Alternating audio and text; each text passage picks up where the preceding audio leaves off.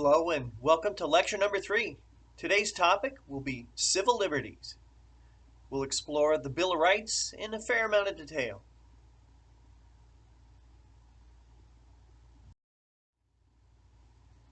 A good place to begin a discussion of civil liberties would be to address all of the rights that are protected by the amendments in the Constitution.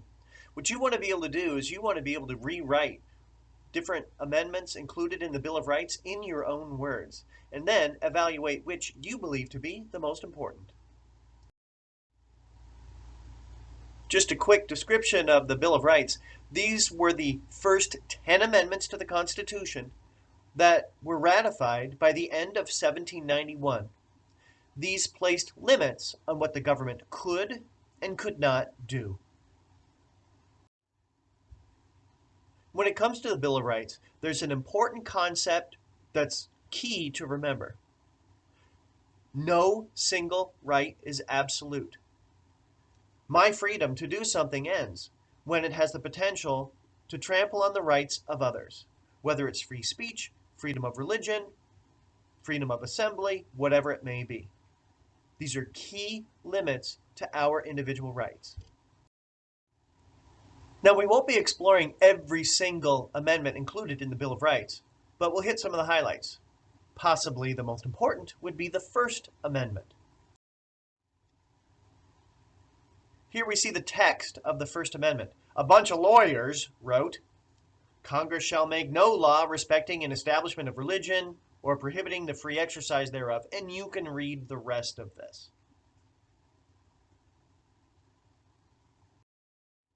Okay, so a bunch of lawyers wrote that First Amendment over 200 years ago. What does that actually mean? Well, political scientists and historians have basically said the First Amendment includes 5 so-called freedoms. We have freedom of religion, speech and press, to peacefully assemble, and to petition the government. Let's explore freedom of religion next. One of the key ideas included in freedom of religion would be the Establishment Clause. It comes from the text in the Constitution, or in the First Amendment, that says, "Congress shall make no law respecting an establishment of religion." A lot of times people have used this as a shorthand for the meaning of separation of church and state.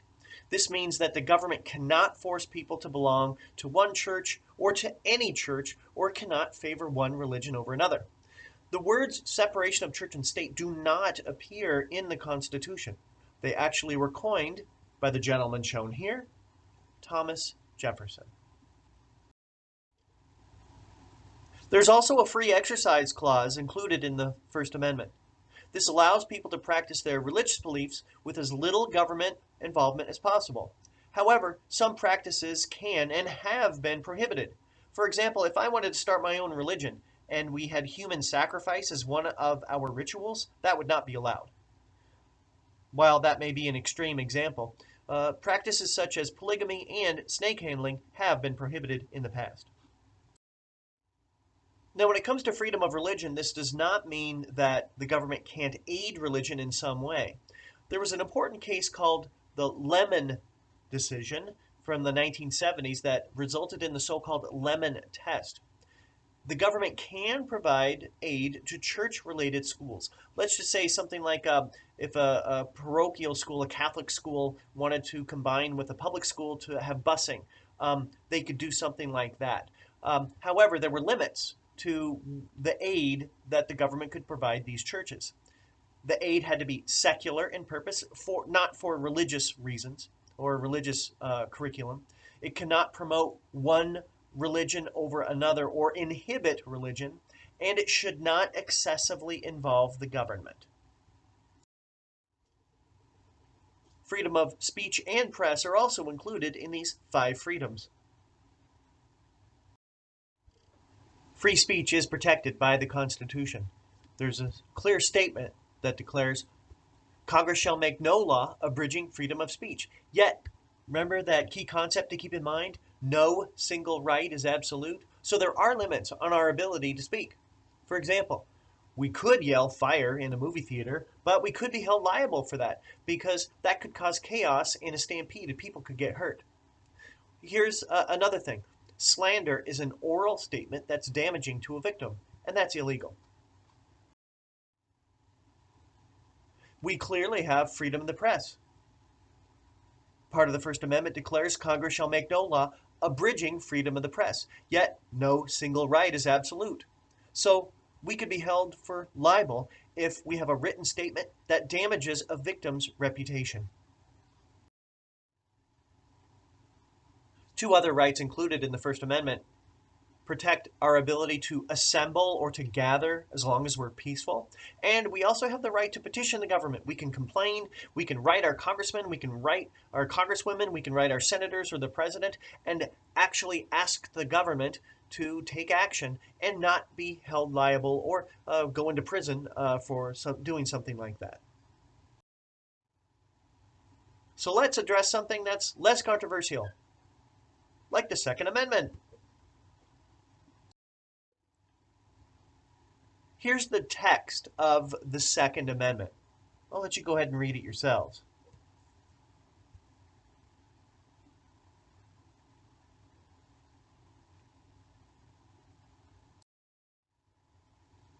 We actually did not know the true meaning of the Second Amendment until a court case called the Heller decision was handed down by our courts in 2008. The bottom line was that this gave Americans an individual right to keep and bear arms. We never had a court recognize that before 2008. However, the court also said that our right to keep and bear arms can be regulated by the states and the federal government. Remember that survey of political views that you completed at the beginning of the semester? Well, here we see one of the results of one of those questions. The question was, there are multiple gun control regulations in place today. There's no need for additional legislation. Survey takers could either agree with this, disagree with it, or remain undecided. As you can see from the results, more people disagreed with the statement. However, there were a significant number of people who were undecided, and still also a number of people who agreed with this. So I would argue that the issue of gun control regulations continues to be very divisive among students here at West Shore and in American society. Here's another question from that same survey. Do you think owners of a handgun should be required to register them?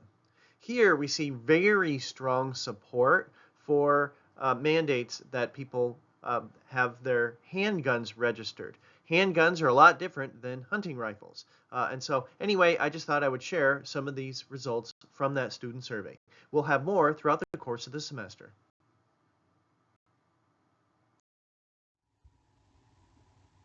The bottom line when it comes to the Second Amendment is that we have an individual right to keep and bear arms. Yet, what the National Rifle Association might think is a just and logical regulation, and what a gun control organization like the Brady campaign might think might be two different things. And so that's where we get division along the political spectrum. In the next section, we'll explore due process and amendments 4 through 8.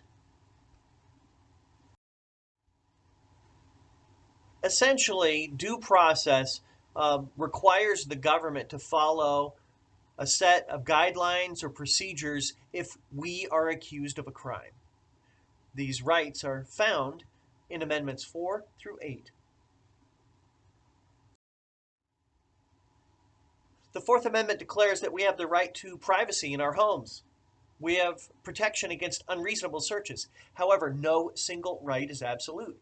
So the police can search our homes as long as there's probable cause. They also need a search warrant. Additionally, if we consent to a search, there's no need for a search warrant, and the police can search our homes or cars. An example of this took place in recent months. In August of 2022, the FBI executed a search warrant at President Trump's Mar-a-Lago residence. Some people have called this a raid on the president's property, but in fact, the FBI had probable cause there were improper materials located at President Trump's residence.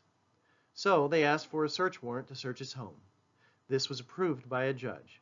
The FBI then executed that search warrant. They only undertook this search warrant after the FBI had undertaken several months of discussions with President Trump's attorneys. I believe the discussions actually began back in May of 2021. You may or may not be aware that classified documents also were found at President Biden's home and the home of Vice President Pence. A search warrant was not issued in their cases because they gave the government officials permission to search their homes. This was not the case with President Trump.